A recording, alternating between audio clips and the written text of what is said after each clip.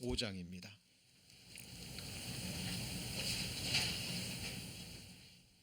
요한계시록 5장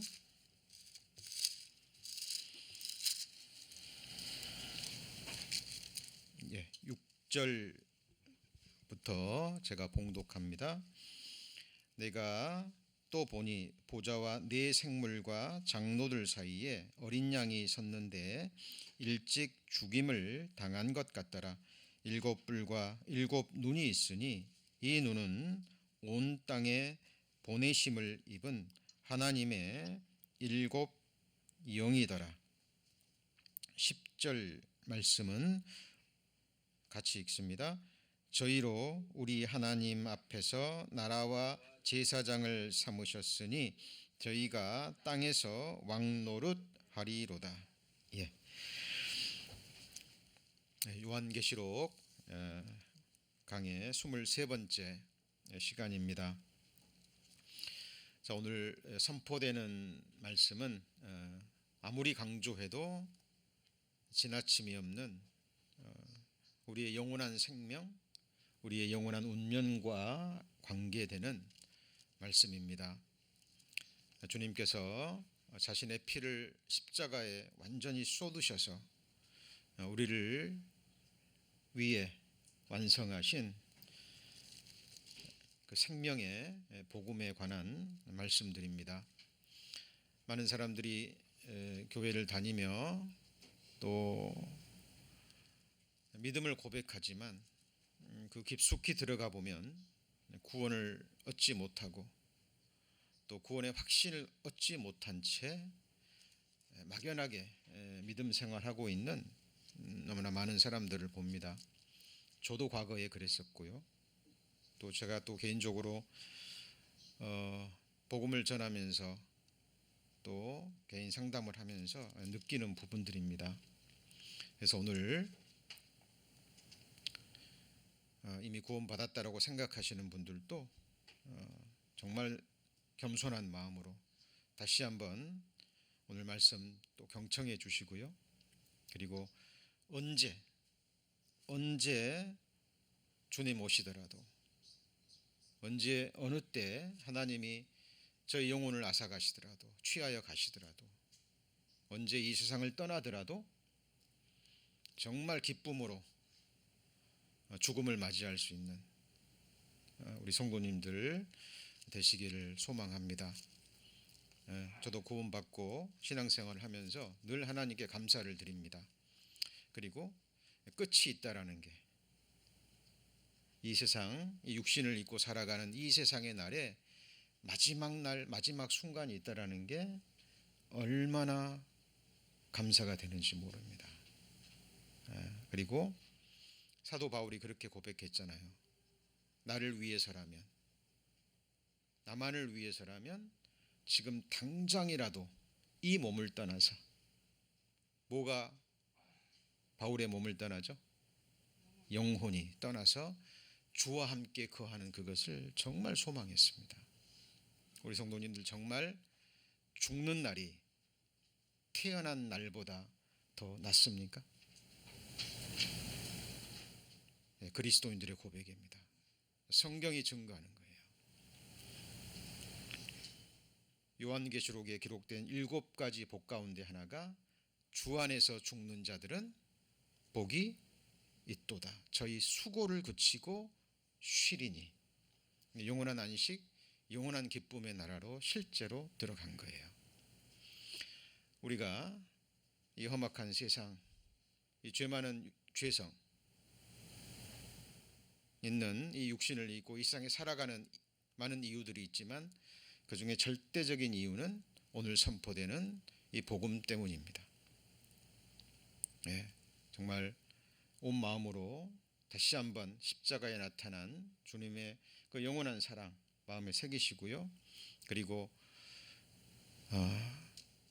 이 복음을 듣지 못해서, 알지 못해서 죽어가는 너무나 많은 영혼들이 실제로 있습니다. 하나님이 찾는 그 영혼들이 있거든요. 그들이 듣건 듣지 않는 것은 그 사람의 선택입니다. 그러나 우리가 해야 될 것은 입술을 벌려서 전하는 거예요. 예. 각자 위치에 따라서 또 하나님이 주시는 마음을 따라서 이 복음 안에서 살아가는 우리 주의 성도님들 되시기를 축원합니다. 지난 시간에 우리 요한계시록 5장 전반부를 배웠습니다. 5장 전반부에서는 예수 그리스도를 유대 지파의 사자 다윗의 뿌리라고 표현을 하고 있는데, 자, 오늘 배우게 될 요한계시록 5장 후반부에서는 예수 그리스도를 어린 양이라고 부르고 있습니다. 자, 사자와 어린 양 대조가 되죠. 예. 자, 66권의 성경 중에 이 어린 양이라는 표현이 가장 많이 기록된 성경이 요한계시록입니다. 몇 번 정도 나올 것 같아요? 28번이 기록되어 있습니다. 그런데 요한계시록 22장이잖아요. 28번 가운데 오늘 배우게 될 5장 후반부에 5번이 집중적으로 나옵니다. 성경이 어떤 한 단어를, 한 가지 표현을 반복하는 것은 이유가 있어서요. 우리에게 전하고자 하시는 메시지가 있다라는 겁니다. 거기 6장에 보시면 6장 중반부에 어린 양 나오죠. 그죠? 네 생물과 장로들 사이에 누가 섰어요? 어린 양이 섰습니다. 그리고 7절에도 어린 양이 나오죠. 8절에도 어린 양이 나옵니다. 자, 그리고 9절에 어린 양은 없지만 어린 양에 대한 묘사가 나오죠. 1집 죽임을 당한 사. 그리고 12절, 13절에도 자, 어린 양이 나옵니다. 5번이나 반복되어 있습니다. 자, 그리고 또 하나 주목해야 될 것은, 자, 그 어린 양 앞에 수식어가 뭐예요? 같이 보실까요? 일찍 죽임을 당한. 예, 왜 일찍이라는 수식어가 붙었고 그것도 2번이나 반복이 될까요? 자, 그리고 6절 중반부에 자, 일찍 죽임을 당한 것 같더라. 그리고 7뿔과 뭐가 있다고요? 7눈이 있습니다. 자, 이 눈은 온 땅에 보내심을 받은 하나님의 7 영이더라. 7뿔이 의미하는 것이 무엇일까요? 그리고 7눈이 무엇을 의미할까요? 그리고 이 눈을, 7눈을 하나님의 7 영이라 그랬죠. 자, 이 말씀이 지금 우리와, 말씀을 듣고 있는 우리와 어떤 연관과 어떤 관계가 있을까요? 자, 이 부분이 오늘 우리가 배우게 될 주요한 말씀의 부분들입니다. 자, 그러면 지금부터 이 부분에 대해서 하나씩 살펴보겠습니다. 자, 오늘의 첫 번째 키워드는 어린 양입니다. 어린 양. 이 어린 양이 누구이며 무엇을 가리키고 우리와 어떤 연관이 있을까요? 자, 이 어린 양을 이해하기 위해서는요, 구약 시대에 하나님께서 모세를 통해 주셨던 성막, 장막이라고도 하죠. 성막과 함께 제사법에 대해서 이해를 하셔야 됩니다. 이스라엘 백성들이 애굽의 바로의 폭정 아래서 400년 동안 고난을 당했죠. 자, 그리고 극한 고난 속에서 부르짖자 하나님께서 모세를 통해서 구원해 주십니다. 그때 모세가 애굽에 행한 10가지 기적이 있죠. 그 기적 중에 마지막 재앙이 무엇입니까? 장자 죽는 재앙이었습니다. 그리고 이스라엘 백성들에게는 그 장자 죽는 재앙을 피할 수 있는 길을 주시죠. 그죠? 자, 그 당시 출애굽할 당시 유대력으로 아빕월이라고 하는데요. 자, 그 달을 하나님은 모세를 통해서 달의 시작이 되게 하라. 그러니까 첫 해 첫 달의 시작이 되게 하라라고 말씀하십니다. 새로운 시작을 의미하는 거죠. 그리고 그 달 10일에 흠없는 어린 양 수컷 1년 된 어린 양을 선택을 합니다. 뭐가 없어야 돼요? 흠이 없어야 돼요. 병도 없고 상처도 없고. 그리고 4일 동안 간직하였다가 14일 해질녘이 되면 잡습니다. 가족의 수대로, 가족 단위로 잡습니다. 그리고 그 피를, 그 양을 먹게 되는 집 문 좌우 설주와 어디예요? 인방에 바르라 명하십니다. 그리고 한번 같이 보실까요? 내가 피를 볼 때에 너희를 넘어가리라 라고 말씀하십니다. 자, 바로 모세를 통해서 주어진 하나님의 말씀을 듣고요. 자, 이스라엘 백성들이 실제로 양을 잡아서 이렇게 좌우 설주와 인방에 피를 바르는 모습입니다. 요한계시록 3장에 보면 내가 문 밖에 서서 문을 두드리노니라는 말씀이 있죠. 그렇죠? 자, 이 문은 사실 우리의 마음의 문을 의미하기도 합니다. 복음과 연결되어 있죠. 자, 하나님의 말씀대로 이렇게 피를 바른 사람들, 그 집안에 이제 사람들이 있겠죠. 그날 밤에 이제 죽음의 사자가 온 애굽을 돌아다닙니다. 그리고 피가 있으면 심판이 어떻게 되죠? 넘어가는 거예요. 이거를 패스오버라고 합니다. 네, 패스오버. 그래서 이 집안에 그 장자가 죽음을 당하지 않는 거예요. 자, 이것을 유월절이라고 합니다. 넘을 유, 넘을 월. 그렇죠? 1, 2, 3, 4, 5, 6월 달이 아니라 심판이 넘어간다는 거예요. 하나님이 뭘 보시고요? 피를 보시고 그 안에 있는 사람들의 마음과 감정과 그 안에 있는 사람들이 의인이냐 악인이냐 이거를 따지는 게 아니라 오직 보는 게 뭐예요?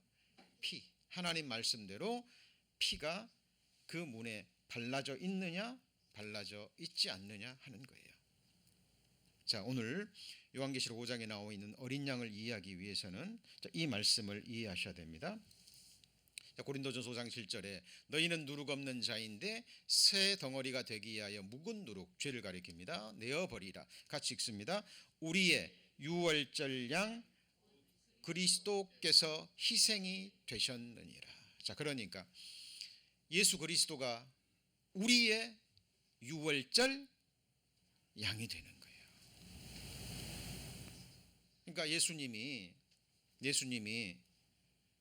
우리 마음의 문에 히브리서에 보면 마음의 핏뿌림을 받기 위하여 택하신 사람들이라는 게 나오거든요. 이 피의 복음, 내가 마땅히 심판을 받아야 되는데 나를 대신해서 하나님의 어린 양 예수 그리스도가 대신 피를 흘리셨죠. 죄의 싹신 사망의 값을 치루어 주셨죠. 그 피를 알고 그 피를 믿는 믿음이 있는지를 보시는 거예요. 그래, 우리 마음에 설주와 인방의 피를 보시면 이 심판이 어떻게 되는 거죠? 넘어가는 거예요. 여러분, 이 어린 양은 하나님의 어린 양 예수 그리스도를 가리키고요.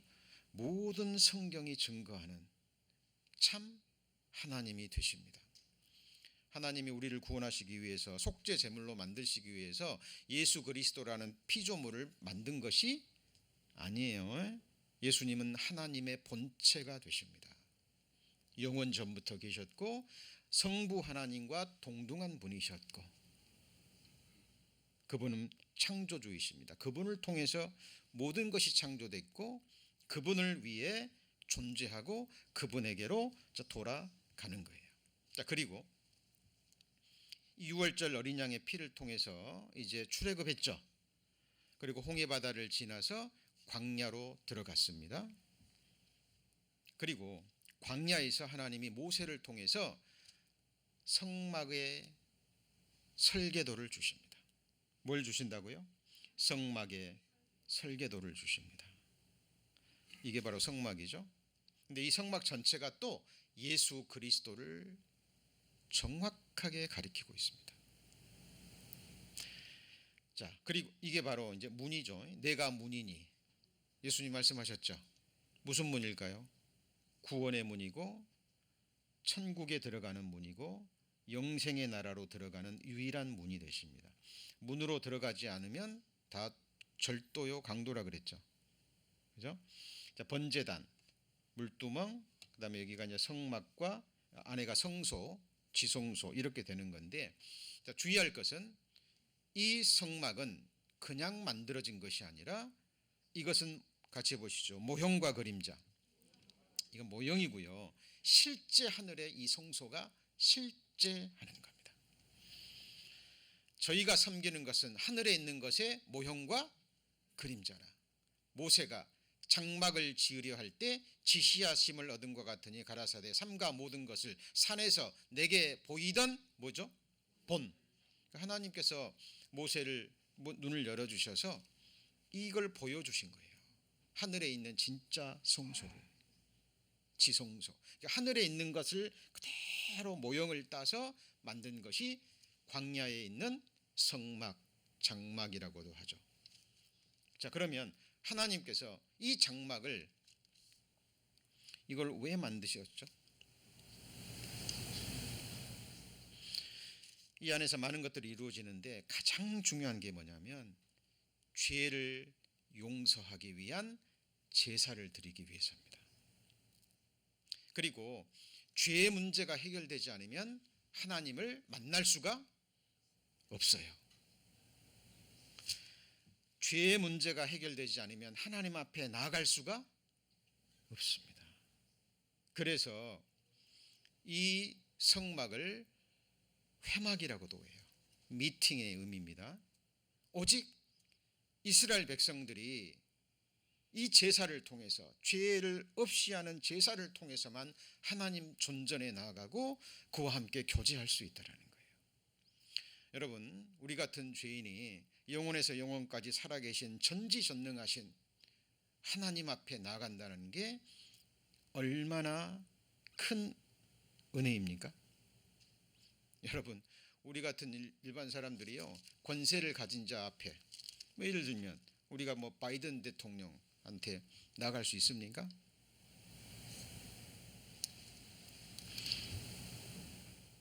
네, 특별한 이유와 목적이 없으면요 근처에 가지도 못합니다. 여러분, 한국 같은 조그만 나라에서도요 대통령을 만나기 위해서는 사전 교육을 한답니다. 사전 교육을, 그죠? 어떻게 행동해야 되고 악수는 어떻게 해야 되고, 그만큼 이 세상에서 높은 권세에 있기 때문에 그래요. 여러분, 영원에서 영원까지 살아계신 창조주 하나님입니다. 전지전능하신 하나님 앞에 우리가 나아갑니다. 자, 이것을 위해서 성막을 만들어 주신 거예요. 그런데 이 성막에서 이루어지는 것이 가장 중요한 게 뭐냐면 제사입니다. 제사. 죄를 위한 제사예요. 그래서 이스라엘 백성들이 어때요? 이 성막을 만들고, 광야는 낮에는 너무 뜨겁고 밤에는 너무 춥죠. 그래서 이 하나님의 성령이 구름 기둥의 모양으로, 밤에는 불 기둥의 모양으로 함께 하십니다. 그래서 이 구름 기둥이, 불 기둥이 딱 멈추는 곳에 정확하게 지성소, 법궤가 있는 지성소, 거기서부터 시작해서 성막을 만들어요. 그리고 구름이 떠오르면 어떻게 하죠? 이 성막을 또 거두어야 돼요. 그리고 성막이 가는 곳까지 계속 또 행군을 합니다. 그리고 이 구름 기둥이, 불 기둥이 딱 멈추어지면 바로 그 밑에 법궤를 놓고 거기서부터 성막을 또 만드는 거예요. 그리고 12지파가 사면에 4지파씩 12지파가 이렇게 살아가는 겁니다. 자, 그리고 장정만 60만 명, 약 200만 명이나 되는 그 이스라엘 백성들이 똑같아요. 저와 여러분처럼 동일한 기질, 동일한 죄성을 가지고 있어요. 이렇게 사람들이 함께 모여 살면 항상 일어나는 게 뭔가요? 네, 다툼과 싸움과 어떤 시시비비가 계속 일어나는 거예요. 그러니까 모세가 했던 게 가장 중요한 게 뭐냐면 재판이었어요. 재판. 서로가 잘했다고, 상대방이 잘못했다고 시비가 붙고 다툼이 일어나는 거예요. 그럼 모세가, 여보세요, 200만 명이나 되는 사람들이 함께 사니까 얼마나 많은 문제가 있었을까요? 그럼 그걸 계속 모세가 재판했잖아요. 그죠? 나중에 너무 힘드니까 장인 이드로의 충원을 받아서 10부장, 100부장, 1000부장을 두죠. 그죠? 예. 자, 그러면 이 성막에서 이루어지는 가장 중요한 일이 뭐냐면 바로 이제 제사법입니다.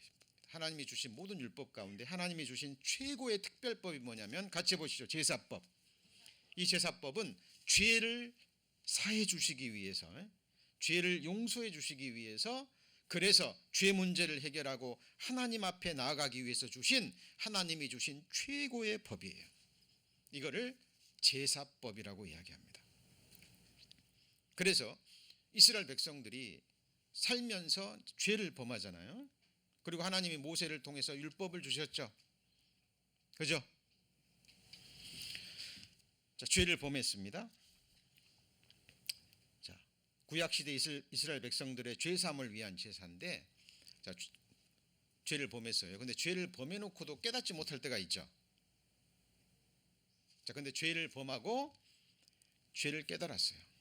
아, 내가 어저께 누구누구에게 이렇게 말하고 행동했는데 내가 율법을 어긴 거구나. 내가 죄를 범했구나. 죄를 깨달아지면 이제 죄를 용서하는 법을 하나님이 모세를 통해서 주신 거예요. 그러면 흠없는 제물을 가져옵니다. 소나 염소나 양이나 비둘기. 자, 이때도 200만 명이지만 공동 재산이 아니에요. 개인 재산이 다 있는 거예요. 그러니까 좀 부자들은 지금 이때 재산은 곧 소나 염소나 양입니다. 이스라엘 백성들이 출애굽할 때 수십만 마리 되는 이 짐승들을 가지고 나왔어요. 이따 그건 설명합니다. 자, 그러면 이제 그냥 가장 일반적인 재물이 뭘까요? 양이에요. 양. 양이 가장 많습니다. 가난한 사람들은 비둘기도 되고. 자, 그리고 안수합니다. 안수. 안수는 뭐예요? 손을 얻는 건데 재물과 자기를 동일시하는 거예요. 이게 무슨 말이냐면 내가 죄를 범했죠. 그죠? 그러면 죄 때문에 내가 심판을 받아야 되는데 자기가 가져온 재물 위에 안수를 하면 죄가 누구한테 옮겨지는 거예요? 예, 짐승에게 옮겨지는 겁니다. 그리고 내가 죽어야 될 자리에 누가 죽어요? 그 짐승이 대신 죽습니다. 그리고 피를 뿌려요. 그 번제단의 사면에, 뿔에. 육체의 생명은 피에 있음이라 피가 죄를 속하느니라. 죄삭은 사망인데 육체의 생명은 어디에 있어요? 피에 있는 거예요. 그러니까 피가 흘려져 죽으면 죄의 삭이 치루어지는 거죠. 자, 이렇게 하시는 이유는 하나님은 사랑의 하나님이시면서 공의의 하나님이기 때문에 그래요. 이게 무슨 말이냐면 죄가 있다고 그냥 심판하시면 하나님은 사랑이 없으신 하나님이죠. 그렇죠? 죄가 있는데 무조건 용서해 주시면 그건 하나님의 공의가 없어지는 거예요. 이 하나님의 공의와 이 하나님의 사랑이 완전히 이루어지기 위해서 하나님이 세운 최고의 법이, 같이 해보시죠. 제사법. 입법자와 재판자는 오직 하나이십니다. 하나님이 그 제사법을 세우신 거예요. 그래서 이 제사를 드릴 때 물론 제사장, 족장, 일반 백성들 제사 드리는 법이 똑같습니다만은 본질적인 것은 그렇습니다. 범한 죄를 뭐 해야 돼요? 깨달아야 돼요. 죄를 지어놓고도 내가 무슨 죄를 지었지? 그게 왜 죄예요? 이런 사람들은 이 제사를 드릴 자격이 있어요, 없어요? 없습니다. 그리고 반드시 회개를 하고 그 죄를 사함받고자 하는 마음이 있어야 돼요. 그래야만 이 제사가 효력이 있는 겁니다. 자, 여기 보시면 지금 제사장들이요, 여러 사람들이 바쁘게 움직이죠. 그리고 짐승이 지금 한 마리만 있는 게 아니잖아요. 여기서는 이미 지금 재물을 불로 태우고 있고, 한 곳에서는 재물을 잡고 있고, 여기는 아직 살아있는 소가 있고, 밖에 또 짐승들을 가지고 오죠. 이거는 개인이 죄를 용서받기 위한 개인의 제사입니다. 이게 매일 드려진 거예요. 자, 그 고동수학에서 중요시 여기는 것은 정답입니까? 과정입니까? 과정이죠. 우리나라 수학 시험은 대개가 이제 그 객관식이기 때문에, 그죠? 그 과정을 몰라도 옆 사람 거 흘김만 잘하면 정답 맞출 수 있잖아요. 불공평하잖아요. 그런데 수학에서 중요한 것은 과정입니다. 여러분, 복음도 마찬가지예요. 많은 사람들이 정말 하나님을 믿어보겠다고, 정말 죄사함 받고 싶어서 교회 나오는데 정답만을 가르쳐 줍니다. 물론 정말 성경에 대한 좀 지식이 있고, 그리고 하나님 살아계신 걸 알고 정말 회개하는 사람들에게는 그 한 말씀만 들어도 구원함이 이루어질 수 있습니다. 그러나 대부분의 경우 이런 과정이 없이 계속해서 복음만, 정답만을 듣습니다. 나중에는 그것이 식상해 버리는 거예요. 여러분, 우리의 복음이 이루어지기까지 하나님은 영원 전에 마음에 작정하셨고, 창세 전에 계획하셨고, 그리고 역사적으로는 4,000년이라는 준비 기간이 필요했어요. 몇 년이요? 4,000년.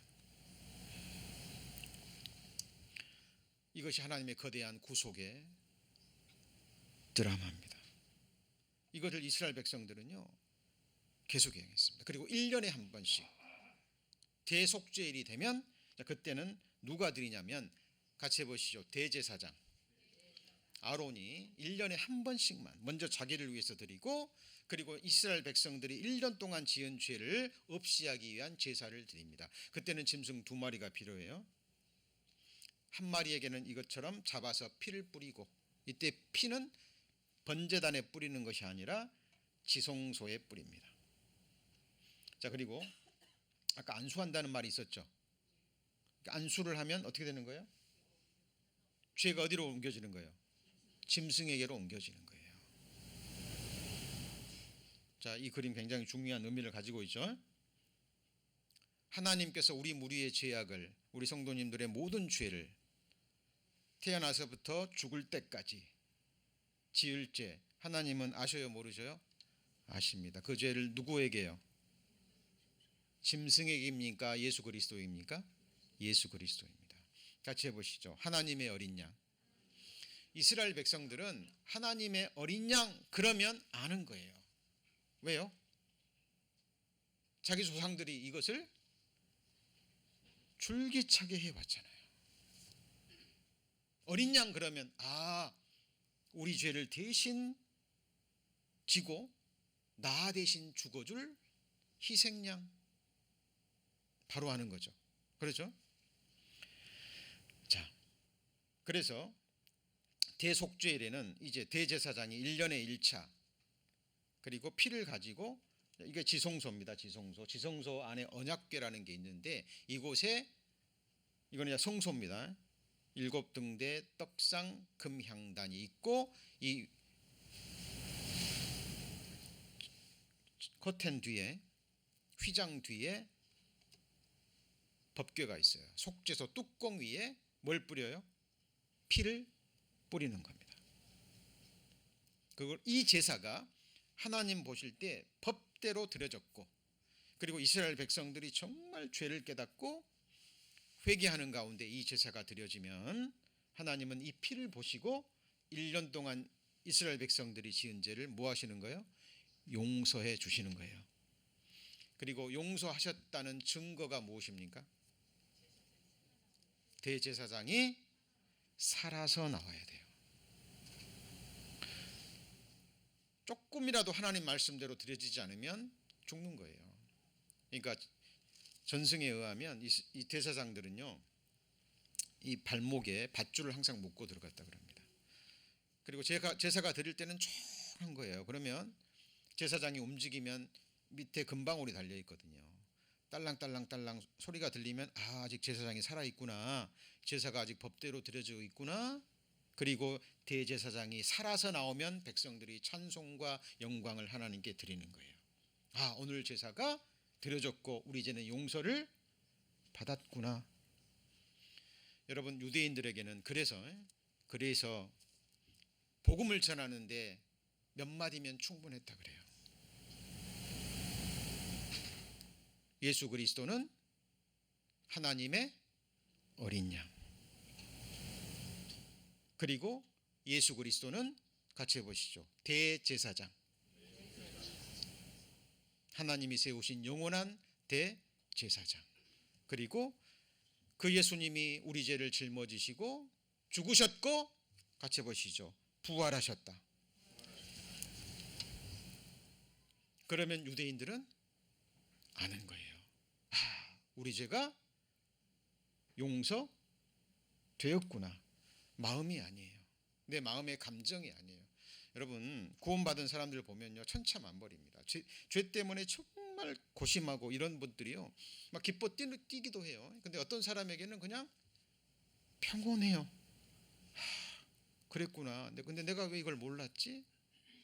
내 죄가 다 용서됐네. 나 이제 구원 받았구나. 나 이제 천국 가는구나.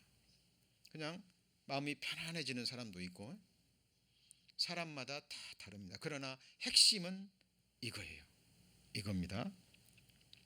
자, 이 피를 뿌리는 거예요. 이 피를. 자, 근데 잘 보셔요. 사람인 이 대제사장은, 이스라엘 백성의 대제사장은 이 피를 손으로 만든 법궤, 손으로 만든 성막의 법궤 위에 짐승의 피를 뿌렸죠. 맞습니까? 그러면 우리의 영원한 대제사장이면서 우리의 희생 제물이 되신 하나님의 어린 양은 흠없는 자기 피를 가지고 어디다 뿌리셨습니까? 이 성소예요? 히브리서 10장입니다. 자, 히브리서 10장. 여러분, 이 말씀은 여러분의 영원한 운명, 영원한 생명, 이것을 알고 믿느냐 못 믿느냐에 따라서 천국과 지옥이 갈려지는 생명의 복음에 관한 말씀입니다. 히브리서 9장부터 읽으시죠. 히브리서 9장 12절. 자, 염소와 362페이지. 염소와 송아지의 피로 아니하고 오직 누구 피로요? 자기 피로, 흠없는 자기 피로. 무슨 속죄입니까? 영원한 속죄를 이루사 끝내신 거예요. 완성하시고 단번에 성소에 들어가셨느니라. 이 성소가 어디예요? 하늘 지성소입니다. 11절 보시죠. 그리스도께서 장래 좋은 일에 누구죠? 대제사장으로 오사 손으로 짓지 아니한, 모세를 통해 지은 광야의 성막은 다 뭘로 지었어요? 손으로 지었어요. 솔로몬이 지은 성전 뭐로 지었어요? 손으로 지었어요. 스룹바벨이 지은 성전 손으로 지었죠. 헤롯이 지은 성전 뭘로 지었어요? 손으로 지었죠. 전부 다 이방인의 손에 의해서 다 무너졌습니다. 왜 하나님이 손으로 지은 성전 다 무너뜨렸습니까? 이거 교육시키기 위해서고, 나중에는요 이 제사가 전부 형식적으로 드려집니다. 죄를 깨닫지도 않고 회개하지도 않고 그냥 조상들이 들어왔으니까, 하나님이 이제 내가 짐승의 피에 하나님이 질렸다는 표현이 쓰십니다. 사실입니다. 이제는 그 짐승의 피를 다시는 내게 가져오지 마라. 같이 해보시죠. 내 마당만 밟을 뿐이니라. 여러분, 죄를 회개했으면, 용서받았으면 거룩한 삶을 추구해야죠.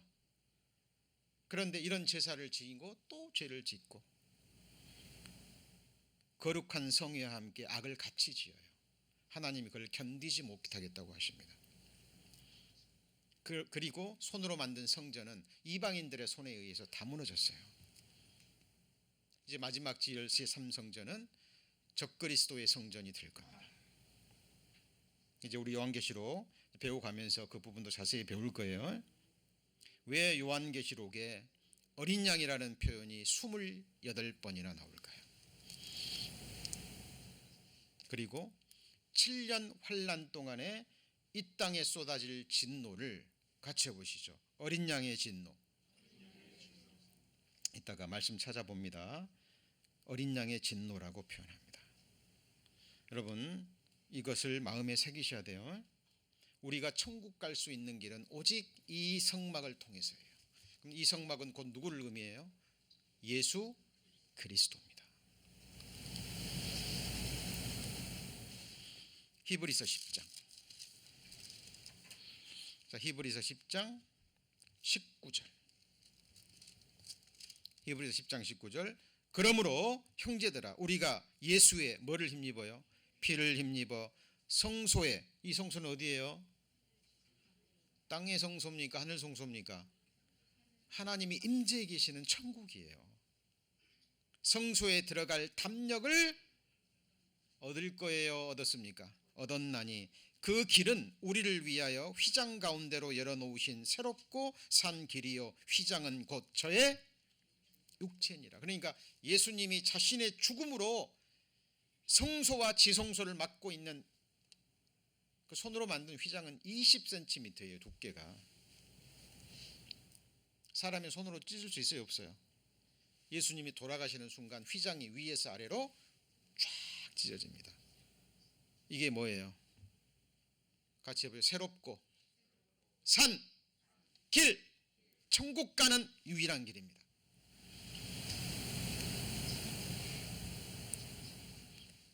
자기의 죽음으로 길을 열어주신 거예요. 그래서 같이 해보시죠. 내가 길이요 진리요 생명이니 나로 맘지 않고는 천국에 들어갈 수 있어요? 없어요?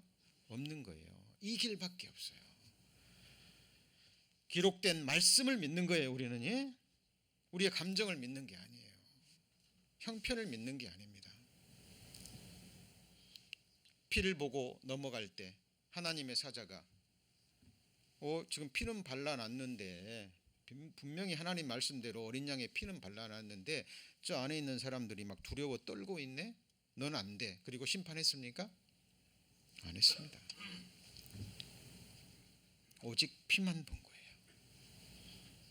여러분, 우리의 죄는 기도해도 안 없어집니다. 그죠? 뭘 드려도, 우리의 목숨을 드려도 없어지지 않아요. 우리의 전 재산을 드려도, 어떤 의로운 행위를 해도 우리의 죄와는 상관이 없어요. 회개는 필수적인 겁니다. 그런데 회개만 해도 안 돼요. 이거 왜 말씀드리냐면 계속 회개만 하는 사람이 있어요. 제가 한국에서요 한 권사님하고, 여자 권사님하고 개인 상담을 하는데요.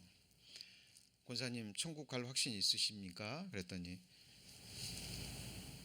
제가 그때는 전도사 시절이었습니다. 전도사님, 제가 새벽 재단을 50년을 섬겼습니다. 몇 년이요? 50년. 목사님을 2분을 섬겼고 제가 교회당을 2개를 세웠습니다. 그러시더라고요. 정말 그 영혼 너무 불쌍해 보였습니다. 그분은 뭘 의지하고 있습니까? 내가 새벽 재단을 50년이나 쌓고 목사님을 2분이나 섬겼고 교회당을 2개나 지었는데 나 같은 사람이 아니면 누가 천국 가겠습니까? 라는 영적 교만입니다. 그거는 천국 가는 거와 아무 상관이 없어요. 그리고 얘기하시더라고요. 저는 새벽마다 가서 제 죄를 회개합니다. 이 죄를 용서해 주시라고. 그분 구원 받으셨어요? 못 받으셨어요? 네? 못 받으신 거예요. 못 받으신 거예요. 이와 같은 이야기가 사도행전에 기록되어 있습니다. 사도행전 18장입니다.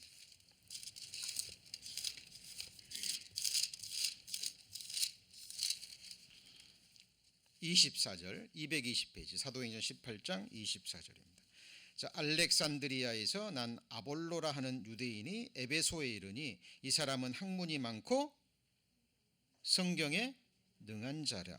자 보세요. 아볼로라는 위대한 학자입니다. 유대인이에요. 그러니까 이 제사에 대해서 얼마나 잘 알까요? 그러죠? 그리고 성경에 능한 자입니다. 그는 일찍 주의 도를 배웠습니다. 그러니까 예수님에 대해서 또 배웠어요. 또 믿는다고 고백하는 사람이에요. 그런데 회당에서 배워 열심으로 예수에 관한 것을 자세히 말하며 뭐하죠? 가르치는데 뭐만 알아요? 요한의 세례만 압니다. 요한의 세례가 뭐예요? 같이 해보시죠. 회개의 세례. 위대한 학자고 성경을 많이 알고 예수에 관한 것도 자세히 배워서 가르칠 정도가 됐는데 회개까지만 아는 거예요. 근데 이 사람은 준비가 됐어요. 준비가 된 거예요. 근데 뭘 몰라요? 오늘 배운 뭘 모르죠? 복음을 모르는 거예요. 이 어린 양을 모르는 거예요. 사실 뭐 성직자 평신도 이거는 성경과 맞지 않아요. 근데 이제 이 브리스가와 아굴라라는, 브리스가가 아내이고 아굴라가 남편입니다. 아마 브리스가가 훨씬 더 믿음이 좋았던 것 같아요. 이 부부가 회당에 앉아서 이 아볼로라는 학자가 성경을 자세히 가르치고 예수님에 관해서도 자세히 가르치는데 요한의 세례까지 해요. 그러니까 예수님이 메시아라는 것도 알고 다 알고 아는데 복음을 모르는 거예요. 그러니까 이 부부가 이 아볼로라는 사람이 데리고 갑니다. 그리고 이 위대한 학자에게 뭘 가르쳐요? 거기 보시죠. 26절 그가 회당에서 담대히 말하기를 시작하거늘 브리스글라와 아굴라가 듣고 대다가 뭘 가리키죠? 하나님의 도를 더 자세히 풀어 이르다라. 뭘 풀었을까요? 이 도는 같이 해보시죠. 십자가의 도. 십자가의 도밖에 없다니까. 이 도자가 뭐예요? 길, 도. 새롭고 산 길, 천국 가는 유일한 길, 예수 그리스도입니다. 저와 여러분의 생명이에요. 모든 것입니다. 영원전에 여러분을 품으셨고 계획하셨고 여러분 모태에서 조직하셨고 태어나서부터 지금까지 안고 품으신 분이에요.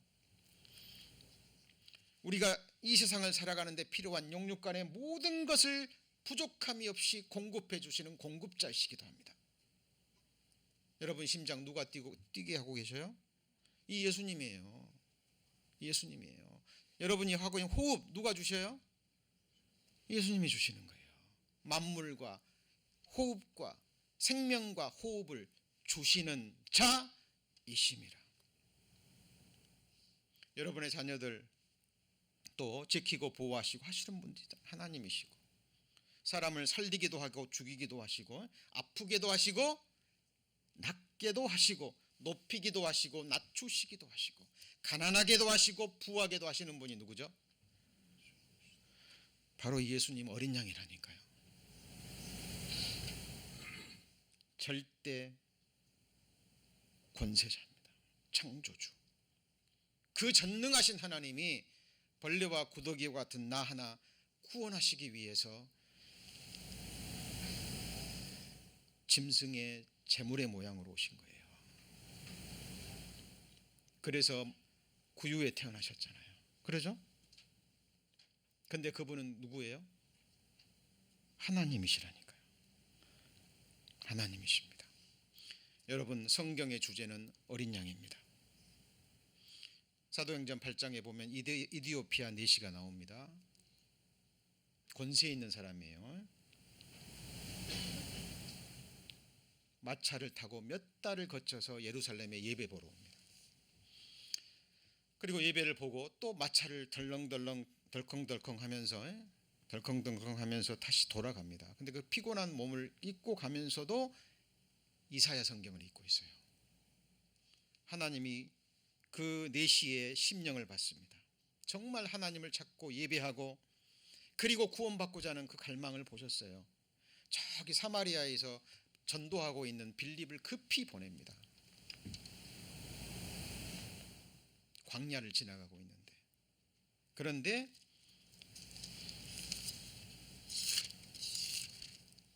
그 내시가 읽고 있었던 성경이 이사야 성경 어린 양에 관한 겁니다. 뭐예요? 어린 양. 사도행전 8장입니다.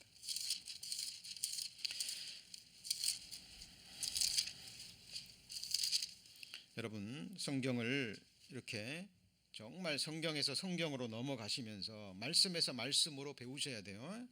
우리 성도님들 이 교회당에 뭐 배우러 오셨어요? 말씀 배우러 오셨어요. 성경 어렵다고 힘들다고, 그죠? 그냥 좋은 이야기, 귀를 즐겁게 하는 이야기, 여러분에게 아무런 유익이 없어요. 그런 이야기는요, 얼마든지 훌륭한 사람들을 통해서 들으실 수 있습니다. 교회에서는 성경을 배우셔야 돼요. 그것도 가장 중요한 여러분의 영원한 생명과 연결되는, 영원한 천국이냐 영원한 지옥이냐, 여러분 죽음 건너가는 순간 영원한 집이 여러분 눈앞에 펼쳐집니다. 이 어린 양을 아느냐 모르느냐, 이 어린 양을 믿느냐 못 믿느냐, 이 어린 양과 여러분과의 자신과의 관계를 정확하게 알고 믿지 않으면 영원한 지옥 불모지인 거예요. 사도행전 8장입니다. 여러분, 이 간다고 이 이디오피아 사람 여왕 간다게의 내시, 이 심령을 한번 보십시오. 34절, 8장 34절. 내시가 빌립더러 말하되 청컨대 묻노니 선지자가 이 말한 것이 누구를 가리킴이뇨? 자기를 가리킴이뇨? 타인을 가리킴이뇨? 근데 이 말한 것이 누구죠? 32절입니다. 읽는 성경 구절은 이것이니 일러스되 저가 사자로 가는 양과 같이 끌리었고 털 깎는 자 앞에서 있는 누구죠? 어린 양의 잠잠한 같이 그 입을 열지 아니하였도다. 지금 여러분이 가지고 계시는 이사야 성경 똑같은 내용이에요. 이 성경을 가면서도 마차에서 읽고 있다니까요. 자, 이 내시 하나님을 찾는 사람 맞습니까? 하나님을 예배하는 자 맞아요? 읽는 것을 깨닫느뇨? 그러니까 가르쳐주는 사람이 없으니 어떻게 내가 깨달으리요? 여러분, 이게 겸손한 거예요. 하나님의 성령만이 가르쳐 줄 수 있습니다. 두세 사람이 주님의 이름으로 모인, 죄사함을 받고 성령을 받은 사람들이 주님의 이름으로 모인 교회 안에서만 성령이 역사하시는 거예요. 그리고 하나님을 찾는 사람들을 어떻게 해서든지 이 교회로 연결해 주십니다. 지난주 목요일 날 우리 고영재님이 일하는 일식당 셰프입니다. 근데 함께 일하는 31살 된 청년이 우리 고영재님이 이제 크리스찬이라는 걸 알고요, 계속 얘기를 걸면서 내 인생이 너무 지금 공고하다고, 어렸을 때 교회는 다녔지만 너무 지금 죄 때문에 힘들다고, 성경 배우고 싶다고.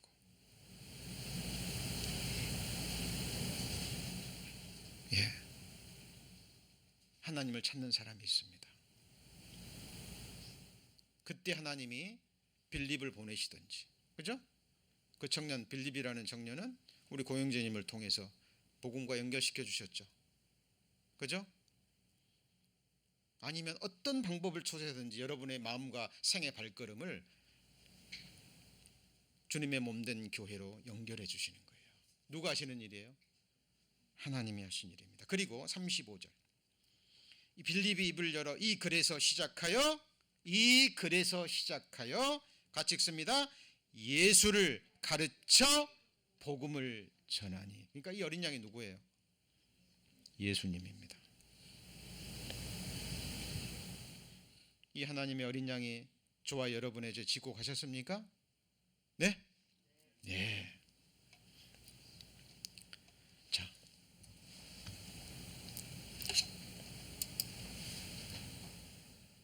자, 그리고요, 자, 이런 질문들을 하는 분들이 계십니다. 이거 마땅히 질문하셔야 돼요.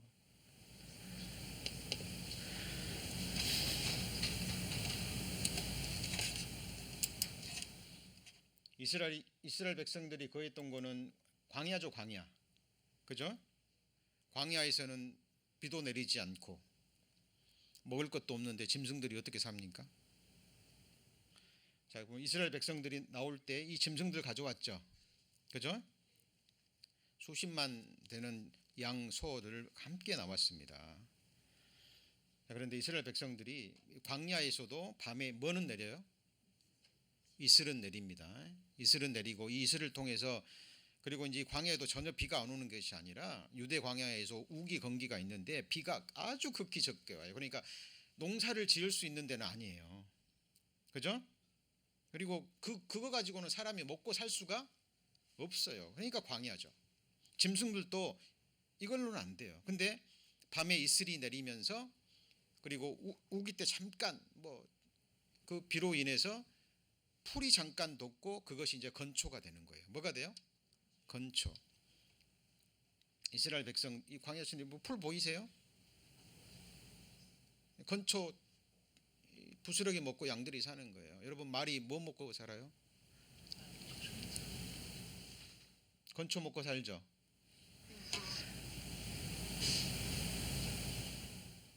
아무것도 없는 것 같은데 이 땅에서 이제 그 이슬 먹고 조금 피었다가 또 금방 해지면 이제 건초 돼버리 이런 것들을 먹고 양들이 사는 거예요. 그러면 이제 그런데 짐승에게 절대적으로 필요한 게 뭐예요? 물이에요, 물. 회중과 그들의 뭐가 마셔요? 짐승이 마십니다. 그런데 여러분 200만 명이에요. 아무리 수십만 마리 양과 짐승이라도 여러분 이거를 고기를 양식으로 삼아버리면 금방 다 죽어버립니다. 이게 짐승은 절대적으로 필요했어요. 그러니까 아무 때나 짐승 잡을까요, 안 잡을까요? 안 잡아요. 그리고 신명기서에 보면은 이스라엘 백성들이 40년 동안 거하면서 옷이 헤어지지 않았다 그랬죠. 발이 부르지 않았다 그랬죠. 어떤 분들은 그렇게 또 설교하는 걸 제가 듣고 정말 깜짝 놀랐습니다. 하나님이 기적적으로 옷도 안 헤어지게 하고 그게 아니에요. 물론 하나님 그렇게 하실 수 있죠. 당연히. 그러나 그게 아니라 이 짐승의 가죽, 짐승의 털 가지고 필요할 때 짐승을 잡은 거예요. 그러니까 죄도 개인이 죄를 지었다 그래서 그냥 아무렇게나 가져간 게 아니라 정말 양심에 괴로울 때, 그죠? 야, 너무 힘들다 이 죄 때문에 이 죄 용서 받아야 되겠다 진짜. 그럴 때 뭘 가져가요? 짐승을 가져가는 거예요. 그리고 이 짐승의 고기와 이런 거 가지고는 양식이 턱없이 부족해요. 200만 명인데. 그러니까 광야에서는 반드시 비가 내려야 되고 뭐가 주어져야 돼요? 만나가 주어져야 되는 거예요. 그죠? 자, 그리고 이 40년 동안에 의복이 헤어지지 않았다 그랬죠? 자, 그리고 자, 여기 보시죠.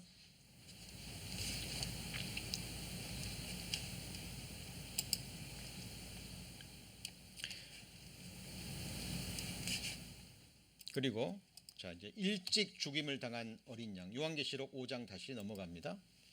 요한계시록 5장.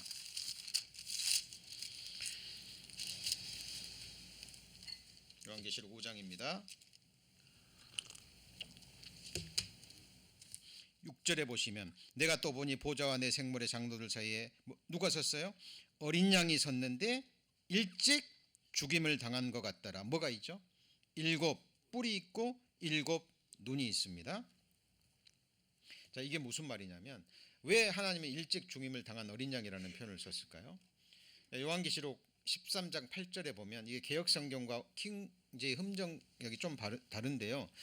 이 흠정역이 이 부분은 정확하게 번역이 되어 있습니다. 여기 보면 죽임을 당한 어린 양의 생명책에 창세 이후로 농명되지 못하고 이렇게 되어 있는데요. 자, 영어 성경과 원어 성경도 이 뜻이에요. 자, from the foundation of the world, the lamb slain. 그러니까 이게 뭐죠? 창세로부터 뭘 당했어요? 죽임을 당했어요. 그러니까 창세로부터, 말 그대로 from the foundation of the world, 하나님이 이 세상을 창조할 때부터 이 어린 양은 뭘 당했어요? 죽임을 당한 거예요. 어디에서요? 같이 보시죠. 아버지의 마음, 성부 하나님의 마음에서 독생자 예수 그리스도, 자기 목숨보다 사랑하는 독생자 예수 그리스도를 마음에서 죽여버리신 거예요. 누구를 위해서요? 누구를 구원하기 위해서요? 나를 구원하기 위해서.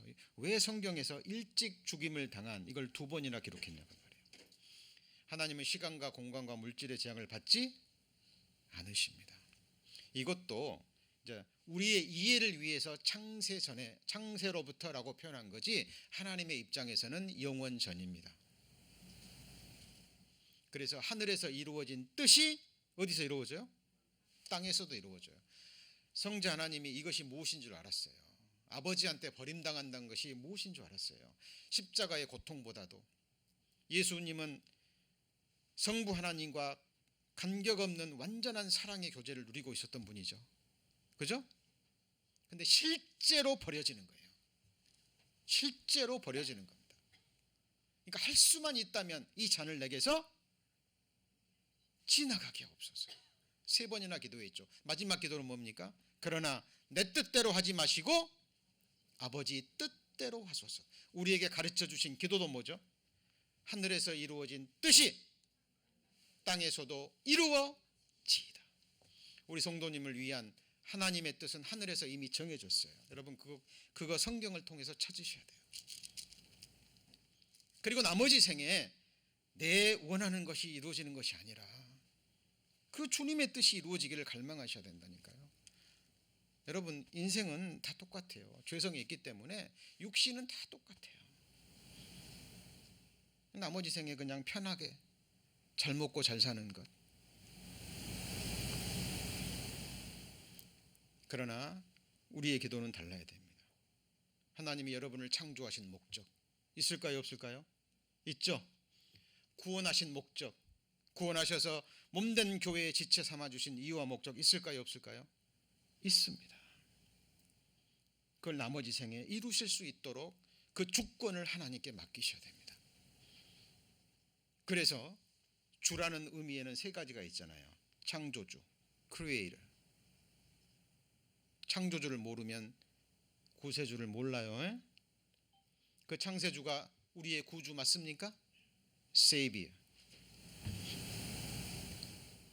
예수님을 아는 지식에서 자라가면요 주가 됩니다.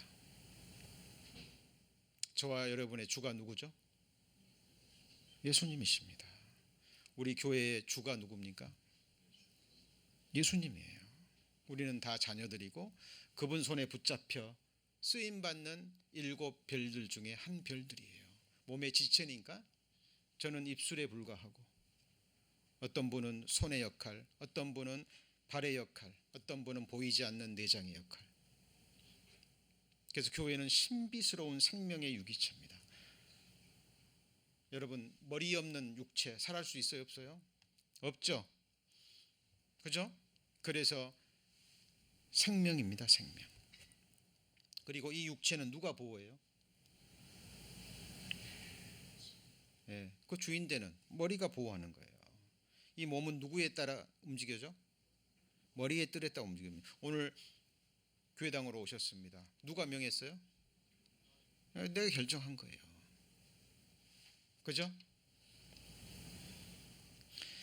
자, 일찍 죽임을 당한 어린 양 마음에 새기셔야 되고요. 그리고 7뿔이 무엇일까요? 자, 성경에서 뿔은 권세와 능력과 힘입니다. 여기 보면 첫 숫송아지 같이 위엄이 있으니 위엄과 권세입니다. 뿔에 성경에서 뿔이 상징하는 거예요. 그리고 민수기 23장 22절 하나님이 그들을 애굽에서 인도하여 내셨으니 그 힘이 뭐예요? 들소와 같도다. 그러나 주께서 내 뿔을 들소에 뭐처럼요? 뿔같이 높이셨으며 이 권세와 위엄과 능력이에요. 이게 상징입니다. 그리고 신선한 기름 성령의 부르심을 받았죠. 누가요? 예수님이. 그리고 이 권세 중에, 하나님이 가지신 권세, 예수님이 가지신 권세 중에 최고의 권세가 뭐냐면 바로 이 권세입니다. 죄를 사할 권세. 그러나 인자가 세상에서 뭐를 사할 권세요? 죄를 사하는 권세가 있는 줄 너희로 알게 하려 하노라. 여러분, 사람이 똑같은 죄인이 죄 사할 수 있어요, 없어요? 말도 안 되는 소리입니다, 여러분. 말도 안 되는 소리예요. 오직 예수님만이 죄를 사할 수 있는 권세를 가지고 있습니다. 이거를 뿔로, 7뿔로 기록한 겁니다. 자, 그러면 7눈은 뭘까요? 자, 눈은 멀리 보고 정확히 보는 거예요. 빠짐없이. 여러분의 죄의 관계에서 생각해 보시죠. 하나님은 영원 전에, 아담을 창조하기도 전에 이 세상에 태어날 사람 아실까요? 모르실까요? 아시죠. 왜? 예수님이 창조하시니까. 그 완전한 눈으로 모든 사람의 모든 죄를 다 보셨습니다. 여러분, 앞으로 지을 죄 모르시죠? 근데 하나님 아셔요, 모르셔요? 호리도 남김없이 다 하십니다. 다윗이 그렇게 고백했죠. 나의 형질이 주 앞에서 이루기도 전에 주의 책에 다 기록이 되었나이다. 그러니까 저와 여러분의 일생이요, 하나님 앞에 다 있다는 거예요. 그 모든 죄를 다 보실 수 있는 그 눈입니다. 그 눈으로, 그래서 이 눈은 내 하나님의 뭐죠? 7영, 성령이라는 의미예요. 모든 것을 보시고 아시는 눈, 사람의 깊은 속까지 살피시는 하나님의 성령, 완전한 눈입니다. 우리 여러분의 마음의 계획 다 아셔요. 말과 행동의 숨은 동기, 하나님 앞에서는 숨길 수 없습니다. 사람은 그런 존재입니다. 자기까지도 속여요.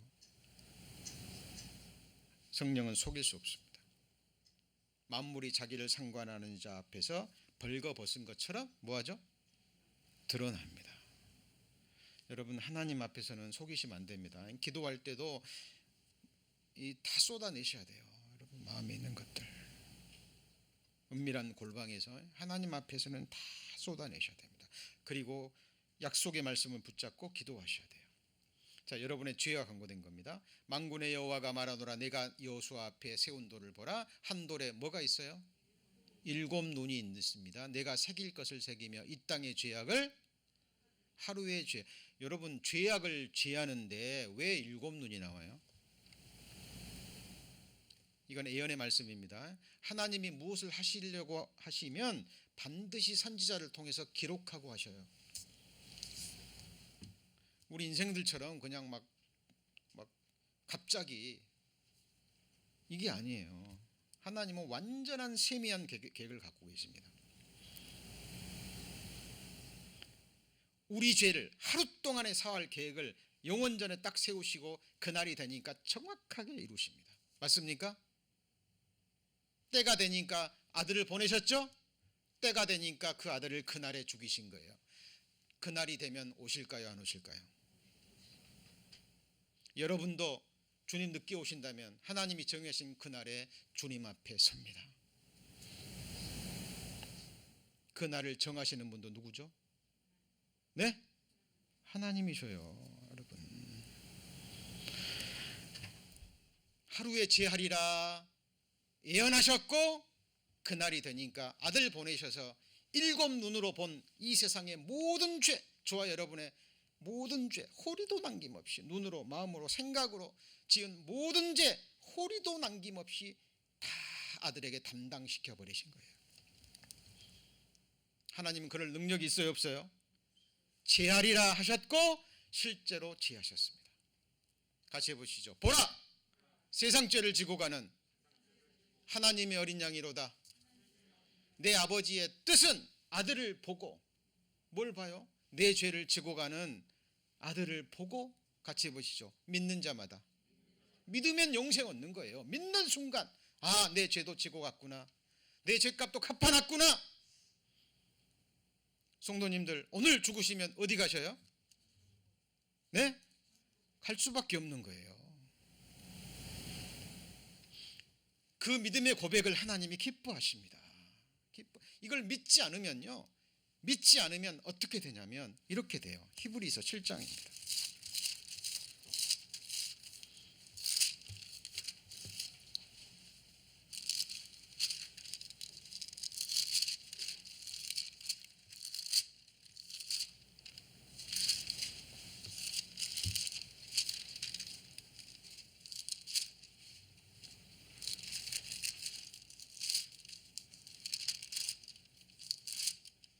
자, 10장입니다. 10장 히브리서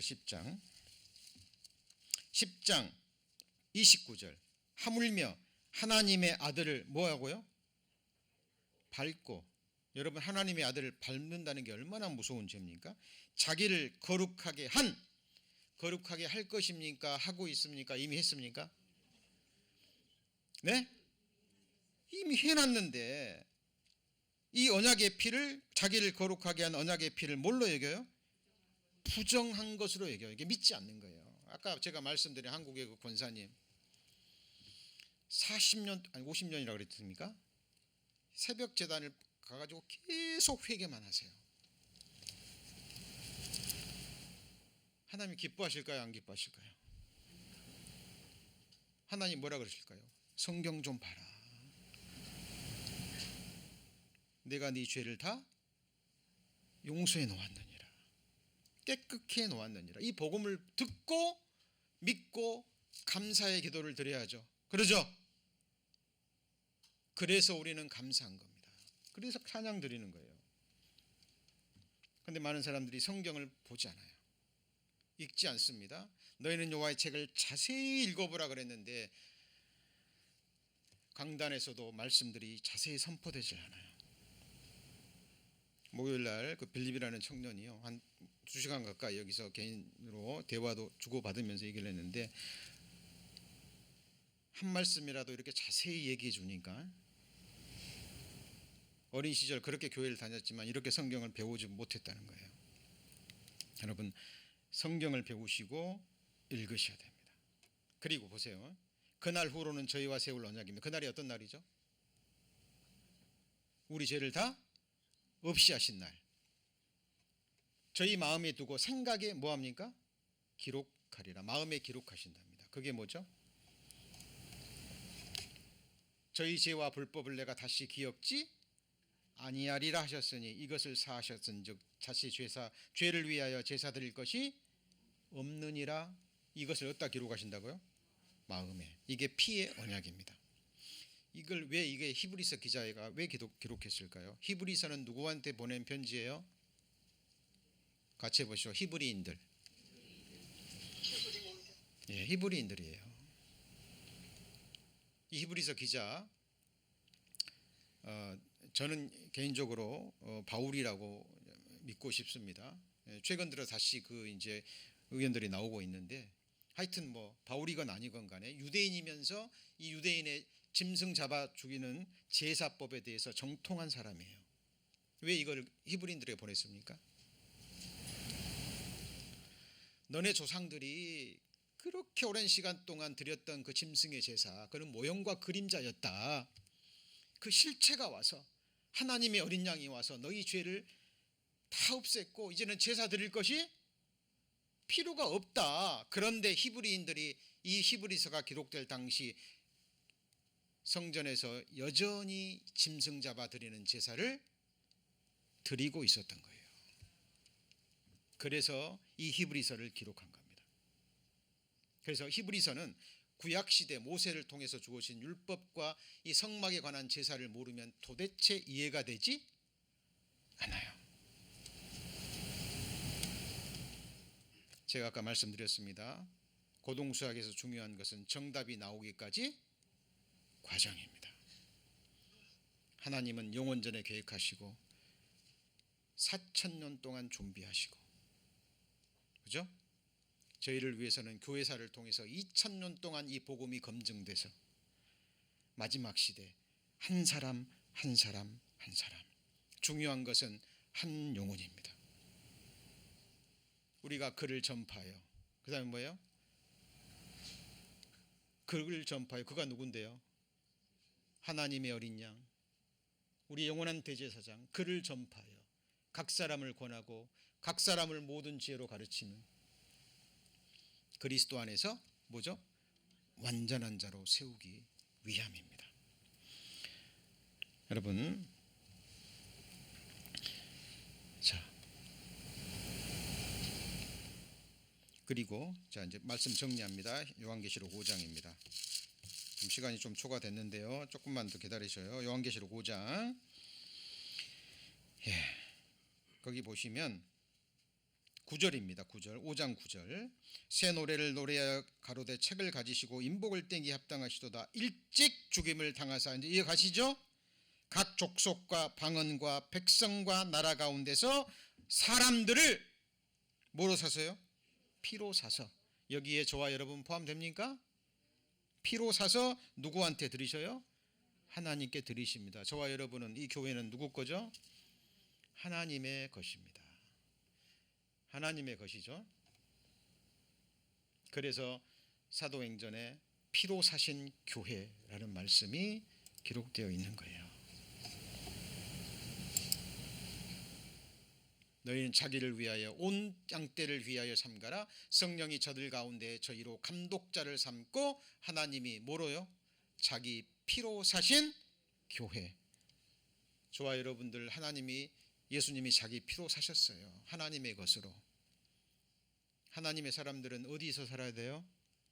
하나님 나라에서 영원히 살아가는 겁니다. 자, 그리고 아까 말씀드렸죠. 오늘 마지막 말씀으로 배우죠. 자, 어린 양, 요한계시록에 이제 다음 시간부터 배울 요한계시록 6장의 7인과 7나팔과 7대정의 재앙은, 이 진노는 같이 해보시죠. 어린 양의 진노. 하나님이 사람이 되셔서 이 완전한 복음을 이루시고 회개하고 믿으면 돼요. 나 죄인이구나. 죄의 실제성입니다. 여러분, 정말 죄는 무서운 거예요. 부부 사이에 죄가 들어오면 죄가, 부부 사이가 갈립니다. 부자지간에도 죄가 들어오면요 어려워져요. 직장에서도 죄가 들어오면 사람과 이게 어둠이 들어옵니다. 여러분, 도대체 죄가 무엇이기래 하나님이 자기 독생자 예수 그리스도를 죽여야만 없어지는 걸까요? 여러분, 죄는요 맘만 보아도 즉사하는 극약보다 더 무서운 거예요.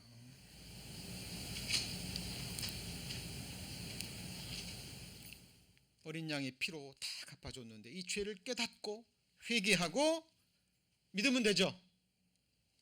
근데 이 죄, 자기를 깨끗게 한 어린 양의 피를 부정한 것으로 여기고 이 어린 양을 밟아버립니다. 요즘 세상 사람들 예수님을 욕으로 이야기하죠. 맞습니까? 이 은혜의 기간이 끝나면 또 7년 환난 동안 마지막 기회를 주시지만 그 환난 가운데서도 돌이키지 않으면 이제 어린 양의 진노가 쏟아집니다. 그리고 그는 여기서 끝나는 것이 아니라 영원한 지옥 형벌로 이루어져요.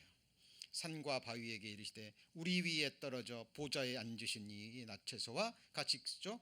어린 양의 진노에서 우리를 가리우라. 차라리 죽는 게 낫다는 거예요. 죽는 게 나으니까 산아 바위야 내게 좀 떨어져서 제발 좀 죽게 하라. 그러나 이 어린 양의 진노는 죽음도 피하여 갑니다. 하나님이 허락하실 때까지. 자, 그리고 요한계시록 5장 나머지 부분들은 앞에서, 그 5장의 나머지 부분들은 자, 앞에서 이미 설명드린 내용들이고요. 충분히 이해하실 수 있습니다. 이제 다음 시간부터 본격적으로 요한계시록 6장 어린 양의 7인이 쏟아지는 그 내용입니다. 자, 오늘 말씀은요 유튜브 채널에 올라가면 계속 반복해서 들으시고, 혹시 구원의 확증을 얻지 못하신 분들, 하나님 살아계신 것 알고 정말 죄를 알고 있는데, 요한의 세례는 알고 있는데 복음을 알지 못하는 가족들, 친지들에게 보내주셔서 이제 마지막 시대 한 영혼에게라도 이 복음 전하고 저희들 주님 앞에 서기를 소망합니다. 기도하시겠습니다.